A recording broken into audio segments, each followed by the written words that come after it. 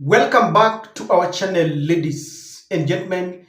I hope that this video finds you well from wherever you are watching our channel, and we don't take it for granted that you have chosen our show. Ladies and gentlemen, as the race towards 2027 continues to tighten, there are several names that are being mentioned.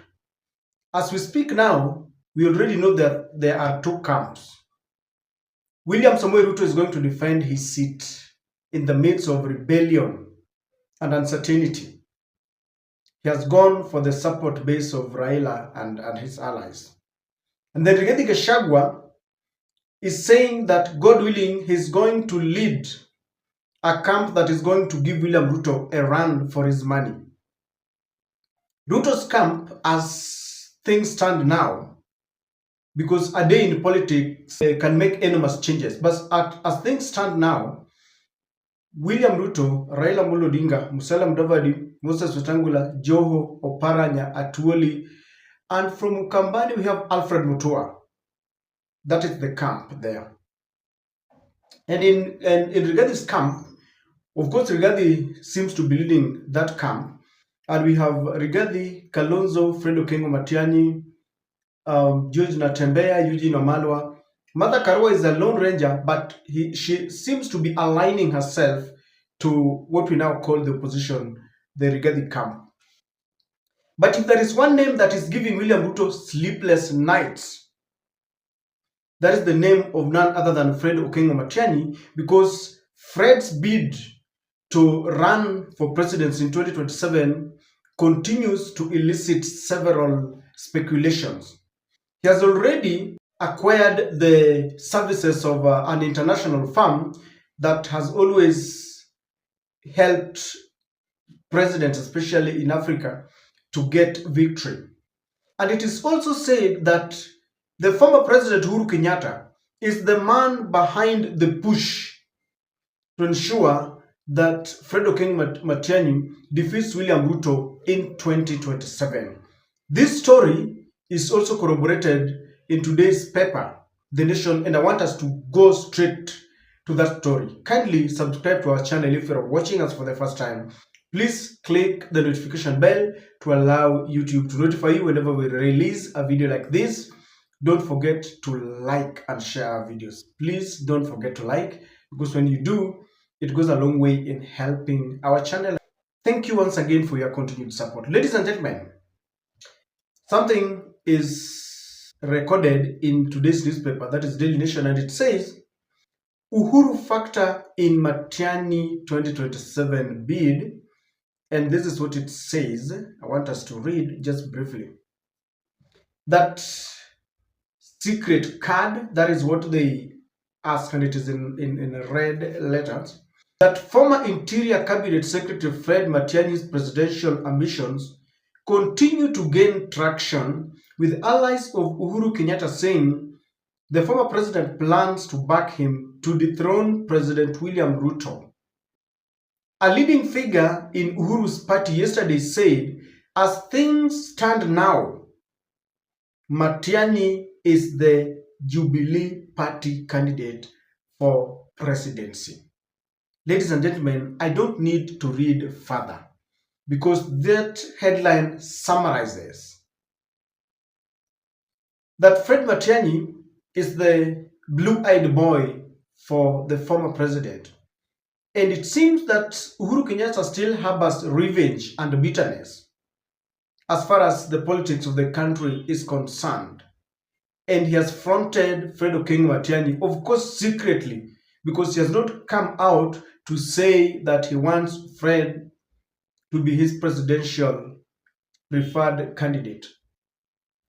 Jubilee, through Jeremiah Kielu, is a very vocal politician, and we believe he speaks for Uhuru Kenyatta, has said that they might work together with Rigathi Gachagua. What exactly do you think about Fred Okengo Matiangi's candidature? What are the strengths and what are the weaknesses? Because Fred Matiangi is a man who needs no introduction in this country.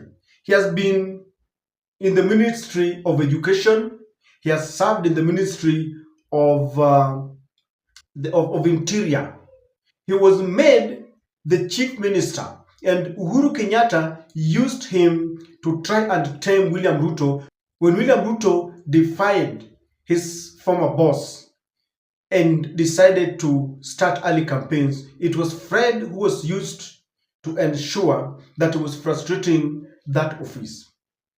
Just recently, Uhuru Kenyatta told Gen Zs to stand up and fight for their rights. And this can easily be linked to what the nation media is now reporting. But ladies and gentlemen, what are some of the strengths and weaknesses of Fred Okengo Matiangi? What are his chances? And that is what I want us to discuss. Let us begin by looking at the strength. Number one, Fred Okengo Matiangi has got the numbers. When I talk of numbers, he comes from not a big community, that is the Mugusi community, that is Nyamira and Kisii. Since we are playing tribal politics, we begin by looking at the support base from Kisii.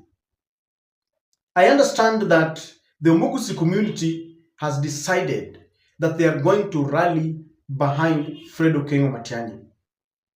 You know, when you are contesting for a seat, especially a national seat like the presidency, you must get the support of your people first. That is what William Ruto did. He's controlling Rift Valley. Raila Amolo Odinga controls the Luo Nyanza before you extend to the other part.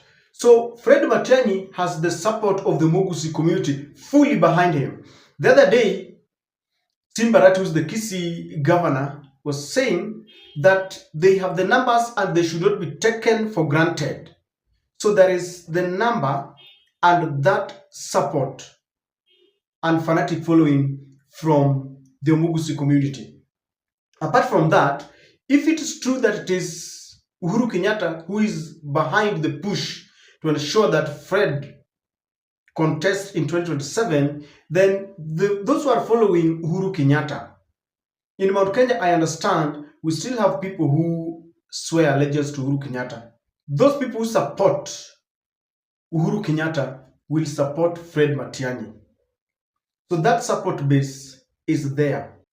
Even in Nyanza, where he comes from, if you leave alone the Kisii community, I have talked to people who are saying, if it is Fred Matiangi, then we will back him up. If you look at the other tribes that are in Nyanza. So Fred has got that support base. Number two, his past record as a civil servant or his past record as a state officer. When Fred Matiangi was in the security docket, he was very tough.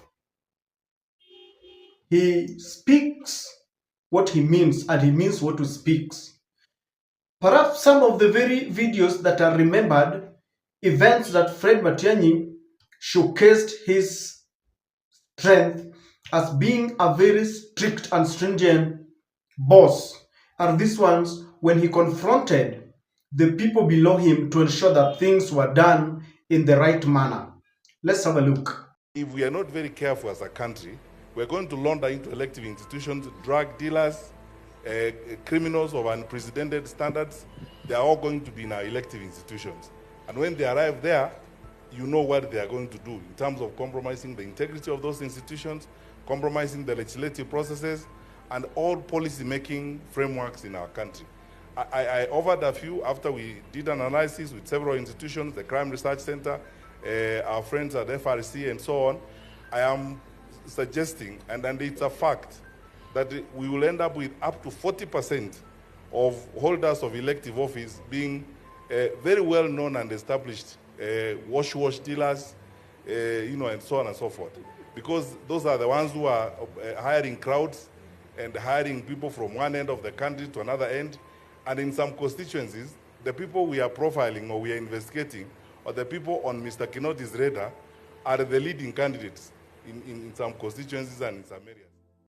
In fact, I remember after Uhuru Kenyatta left office, many Kenyans were saying that if there were certain cabinet secretaries who Ruto should have retained was Fred Matiangi, and the other one is the late George Magoha. Very strict.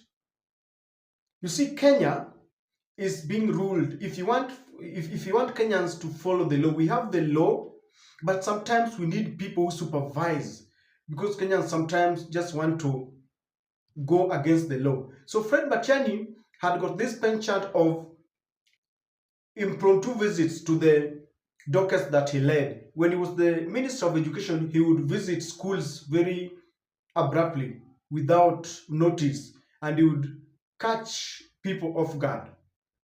He's a performer. That is one thing that people believe in, and that is one of the strengths.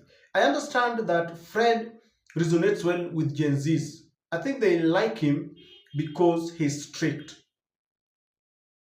In terms of campaign money, I can assure you that the Omugusi community is not such a big community, but the amount of wealth that they have is untold. You do your own research. And so if they decide to back him up, money will not be a problem.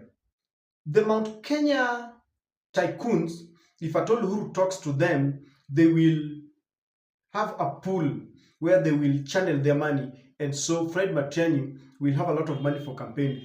Kenyans who do not want William Ruto and want someone who can bolster him will also support Fred Matiang'i. But ladies and gentlemen, what are the drawbacks? I have looked and tried to check what could be the undoing for Fred Matiang'i, and one of the things is Fred is part of the past regime. You know, any regime that has been in office has got its faults, and one of the very faults that people have always mentioned is that Uhuru Kenyatta, during his regime, presided over a regime that killed many Kenyans. Let us speak the truth. That is why even William Ruto, who is doing the same now, used to say that people were being killed and thrown into River Yala. It is the truth. But Fred Matiang'i was the interior minister when people were being killed.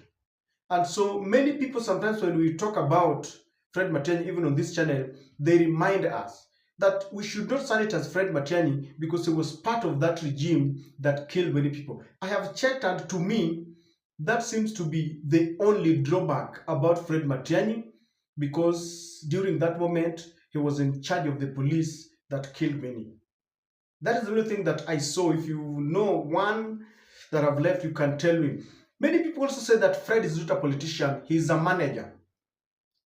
Do we need a politician in the office of the presidency, in State House, or we need a manager? You've seen how politicians do promises after promises, you know. They want to speak good, they want to go to church, they want to quote Bible. Fred Matiang'i is not a politician. And of course, there is this Waraka land that tainted him. Of course, if you have to look at every politician, the only person who could be impeccable in terms of corruption, someone who has not been tainted, could be Okiya Mutata, perhaps the only person who has not been tainted. Now, the last one is that the only undoing that can also be a stumbling block is that there is going to be wrangles within the opposition, because Kalonzo Musyoka is ripe for presidency. Do you think he can relinquish that ambition and support Fred Matiang'i? Because that can the only combination that can really give William Ruto headache is Matiang'i, Kalonzo, or Kalonzo Matiang'i. So it's going to be very difficult for maybe Uhuru Kenyatta to convince Kalonzo to be a running mate for this is the fourth time or something. That is going to give Matiang'i some headache.